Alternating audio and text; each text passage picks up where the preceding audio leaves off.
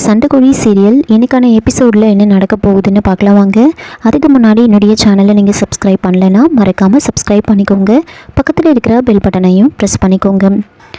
ஒரு பக்கம் மகா வந்துட்டு சாமிக்கிட்ட வந்து வேண்டிகிட்டு இருக்காங்க, கடவுளே என்னை நல்லபடியாக விக்ரம் கிட்டே கொண்டு போய் சேர்த்துரு அப்படின்னு வேண்டிகிட்ருக்க. இன்னொரு பக்கம் விக்ரம் வந்துட்டு மகாவை பற்றி யோசிச்சுட்டு இருப்பாங்க. கையில் தாலியை வச்சுக்கிட்டு மகாவை பற்றி யோசிச்சுட்டு இருக்காங்க. மகா பழமையான பேர், ஆனால் சொல்லும்போது ரொம்ப இனிமையாக இருக்குது. எவர் கிரீன் ஃபேன்சியான பேரும் கூட. ஆமாம், நீ இப்போ எங்கே இருக்க, என்ன பண்ணிகிட்ருக்க, நீ எப்படி இருப்ப, இப்படி எதுவுமே எனக்கு தெரியாது. நான் எப்போ உன்னை முதல்ல பார்த்தேன், எப்படி உன்னை காதலித்தேன், இதுவும் எனக்கு தெரியாது. கனவுல வந்து நீ ஏன் உன் முகத்தை காட்டாமலே போயிட்ட, என் மேலே உனக்கு அவ்வளோ கோவமா? பொண்ணுங்களே பிடிக்காத எனக்கு உன்னை மட்டும் எப்படி பிடிச்சது, எனக்கு எதுவுமே தெரியல. உன்னோட கண்ணா, உன்னோட கண்ணமா, இல்லை உன்னோட உதடா? கிடையாது, இப்படி எதுவுமே கிடையாது.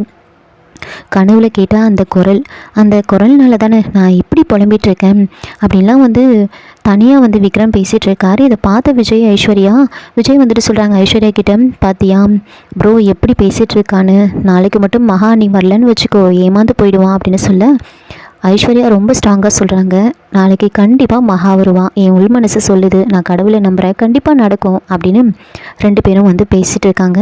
அப்போ விக்ரம் வந்துட்டு, நாளைக்கு நான் உன்னை எப்போ பார்க்க போகிறேன்னு இருக்குது, ஒவ்வொரு நிமிஷமும் ஒவ்வொரு யுகம் மாதிரி போயிட்டுருக்கு, உன்னை நான் எப்போ பார்ப்பேன், உன்னை நான் பார்த்த உடனே காதலிச்சேனா இல்லை பழகுனதுக்கப்புறமா காதலிச்சேனா அப்படின்னா யோசிச்சுட்டு பேசிகிட்டு இருக்காங்க. நாளைக்கு நான் உன்னை பார்க்கும்போது உனக்கு ஒரு கிஃப்ட் கொடுக்க போகிறேன், அது நீ எதிர்பார்க்காத அளவுக்கு இருக்கும், இது வரைக்கும் உனக்கு யாருமே கொடுத்துருக்க மாட்டாங்க, அப்படி ஒரு கிஃப்ட்டு தான் நான் உனக்கு கொடுக்க போகிறேன் அப்படின்னு சொல்லி அந்த தாலிக்கு ஒரு மொத்தத்தையும் கொடுக்குறாங்க. இதை பார்த்துட்டு இருந்து விஜய் ஐஸ்வர்யா தனியாக வந்து பேசிகிட்டு இருக்காங்க. அம்மா வேற இப்படி ஒரு பிளான் பண்ணியிருக்காங்க, நாளைக்கு மட்டும் வேற ஒரு பொண்ணை விக்ரம் முன்னாடி கொண்டு வந்து நிறுத்திட்டா அப்போ நம்ம எதுவுமே சொல்லவும் முடியாது, இப்போ நம்ம என்ன பண்ணுறது அப்படின்னு சொல்ல அப்போ ஐஸ்வர்யா வந்துட்டு, எங்கே நாம் வேணால் வந்து இன்ஸ்பெக்டர் செல்லம்மா கிட்ட இந்த விஷயத்த சொல்லலாமா, அன்றைக்கி அவங்க என்ன சொன்னாங்க, உங்கள் அம்மா மேலே ஏதாவது சந்தேகப்படுற மாதிரி ஏதாவது நடந்துக்கிட்டாங்கன்னா அவங்கக்கிட்ட சொல்லி சொன்னாங்கல்ல, உடனே வந்து அவங்கக்கிட்ட சொல்லலாம் அப்படின்னு சொன்ன உடனே விஜய் இன்ஸ்பெக்டர் செல்லம்மாக்கு கால் பண்ணி நந்தினி வேற ஒரு பொண்ணை மகாவை வந்து கொண்டு வந்து நிறுத்த போகிறத வந்து சொல்கிறாங்க. அதை கேட்டவங்க, அது எப்படி மகா இருக்கும் போதே இந்த மாதிரிலாம் பண்ண முடியும், நாளைக்கு அவங்க அப்படி கொண்டு வந்து நிறுத்திட்டா அது மகா இல்லை அப்படின்னு உங்களால் சொல்லவும் முடியாது, அவங்களோட ஹெல்த் கண்டிஷன் அந்த மாதிரி அப்படின்னு சொல்ல அப்போது விஜயும் அதே ஹெல்த் கண்டிஷனை வச்சு தான் அம்மாவும் இதெல்லாம் பண்ணிகிட்ருக்காங்க அப்படின்னு சொல்கிறாங்க, அது காரணம் காமிச்சு தான் இப்படி பண்ண போகிறோன்னு சொல்லிகிட்ருக்காங்க அப்படின்னு சொல்லும்போது விஜய் வந்து சொல்கிறாங்க, நீங்கள் தயவு செஞ்சு எப்படியாவது நாளைக்கு மகாவை கூட்டிகிட்டு வந்துடுங்க, எப்படியாவது தேடி கண்டுபிடிச்சி நீங்கள் மகாவை இங்கே கூட்டிகிட்டு வரணும் அப்படின்னு சொல்கிறாங்க. இன்ஸ்பெக்டர் செல்லம்மாவும் நீங்கள் பயப்படாதீங்க, கண்டிப்பாக நாளைக்கு மகா வந்து உங்கள் வீட்டில் இருப்பாங்க அப்படின்னு சொல்லிட்டு ஃபோனை வைக்கிறாங்க. உடனே மகாவோட ஃபோட்டோவை அவங்களோட போலீஸ் டீமுக்கு அனுப்பி எல்லா இடத்துலையும் வந்து தேட சொல்லி வந்து சொல்கிறாங்க. அந்த போலீஸ் டீமும் மகாவை தேடுறதுக்காக கிளம்பிடுவாங்க. இன்னொரு பக்கம் விக்ரம் வந்துட்டு கிஃப்ட் வாங்குறதுக்காக வெளியில் கிளம்பியிருப்பார். இதை பார்த்த விஜய் ஐஸ்வர்யாவும் விக்ரமை கூப்பிட்டு பேசுகிறாங்க. ஆமாம் எங்கே கிளம்பிட்ட ப்ரோ அப்படின்னு கேட்க, இல்லை நாளைக்கு மகாவை பார்க்க போகிறேன்ல, அதனால் மகாவுக்கு ஒரு கிஃப்ட் வாங்க போகிறேன் அப்படின்னு சொல்கிறாங்க. அதுக்கு விஜய் வந்துட்டு, ஆமாம் என்ன கிஃப்ட் வாங்க போகிற அப்படின்னு கேட்குறாங்க. அது தெரியல, அங்கே போய் பார்த்தா தான் தெரியும் அப்படின்னு சொல்லிட்டு இருக்க. உடனே ஐஸ்வர்யா கிட்ட வந்து கேட்குறாங்க, ஆமாம் நீங்கள் சொல்லுங்கள் மகாவுக்கு என்ன கிஃப்ட் கொடுத்தா பிடிக்கும் அப்படின்னு கேட்க அப்போது ஐஸ்வர்யா வந்து சொல்கிறாங்க, மகாவுக்கு நீங்களே பெரிய கிஃப்ட் தான் அப்படின்னு சொன்ன உடனே, என்ன சொன்னீங்க எனக்கு ஒன்றுமே புரியல, நான் சரியாக கேட்கல அப்படின்னு கேட்குறாங்க. இல்லை அது ஒன்றும் இல்லை மாமா, அவங்க பிடிச்சவங்களுக்கு என்ன கொடுத்தாலும் வந்து அவங்க அதை பொக்கிஷமாக வச்சு பத்திரமா பாதுகாத்துப்பாங்க, அதான் பொண்ணுங்களோட குணமே அப்படின்னு சொல்ல, ஆமாம்ல இப்படி ஒரு விஷயம் இருக்குல்ல, அதனால தான் நான் உங்ககிட்ட கேட்டேன் அப்படின்னு வந்து விக்ரம் சொல்லிட்டு இருக்காங்க.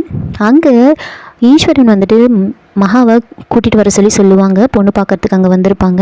அப்போ போனா வந்துட்டு 10 நிமிஷத்தில் வந்துடுவா, இப்படி வந்துடுவா அப்படி வந்துடுவான்னு வந்து எப்படியோ சமாளிச்சுட்டு இருப்பாங்க. அதுக்கப்புறமா கரெக்டாக இன்ஸ்பெக்டர் செல்லம்மா அங்கே வராங்க. இங்கே ஈஸ்வரன்ன்றது யார் அப்படின்னு சொன்ன உடனே எல்லாரும் எந்திரிச்சு நிற்கிறாங்க. ஆமாம் இங்கே மகான ஒரு பொண்ணு தங்கியிருந்தாலே அவளை நான் பார்க்கணும் அப்படின்னு சொன்ன உடனே எல்லாரும் அப்படியே முழிக்கிறாங்க. ஓஹோ நான் தப்பாக சொல்லிட்டேனா, இங்கே காவேரின்றவங்க தங்கியிருந்தாங்கல்ல அவங்களோட உண்மையான பேர் தான் மகா அப்படின்னு சொன்ன உடனே எல்லாருமே ரொம்ப ஷாக் ஆகுறாங்க. நாளைக்கான ப்ரோமோவில் என்ன நடக்குதுன்னா, நந்தினி வந்து புலிமுருகன் கிட்ட அவங்களோட பிளானை வந்து சொல்லிட்டு இருக்காங்க. நாளைக்கு எப்படியாவது மகான்ற பேரில் எனக்கு தெரிஞ்ச ஒரு பொண்ணை விக்ரம் முன்னாடி கொண்டு வந்து நிறுத்தி அவங்க 2 பேருக்கும் கல்யாணத்தையும் பண்ணி வச்சிருவேன், அதுக்கப்புறமா விக்ரமா எப்படியாவது வந்து கொலை பண்ணி சொத்து மொத்தத்தையும் என் பேருக்கு மாற்றி எழுதிடுவேன் அப்படின்னு பேசிட்டு இருக்கும் போதே விஜய் ரொம்ப கோவமாக கதவை திறந்துக்கிட்டு வராங்க. அம்மா உங்களுக்கு இப்படி ஒரு கேவலமான புத்தி எப்படி இருக்கும்னு நான் நினச்சி கூட பார்க்கல அப்படின்னு சொல்ல, அப்போ நந்தினி ஒருவேளை நாம் பேசினதெல்லாம் கேட்டுட்டானோ அப்படின்னு யோசிச்சுட்டு அப்போ விஜய் வந்துட்டு சொல்கிறாங்க, நீங்கள் விக்ரமையும் மகாவையும் கொலை பண்ணுறதுக்கு முயற்சி பண்ணிங்களா? நீங்கள் பண்ணது எல்லாத்தையுமே வந்து இன்ஸ்பெக்டர் செல்லம்மா என்கிட்ட சொல்லிட்டாங்க அப்படின்னு சொல்ல, நந்தினி வந்து எதுவுமே பண்ணாத மாதிரி பேசுகிறாங்க. அமைதியாக இருங்கம்மா, நீங்கள் பண்ண எல்லாமே எனக்கு தெரியும், நீங்கள் ஏன் இவ்வளோ கேவலமாக நடந்துக்கிறீங்க, உங்கள் வயிற்றில் போய் நான் பிறந்தனே அப்படின்னு விஜய் ரொம்ப கோவமாக பேசுகிறாரு. இதோட இந்த ப்ரோமோ வந்து முடிச்சிருக்காங்க. என்னோட ரிவ்யூ பிடிச்சிருந்தால் லைக் பண்ணுங்கள், மறக்காமல் சப்ஸ்கிரைப் பண்ணுங்கள். தேங்க்யூ.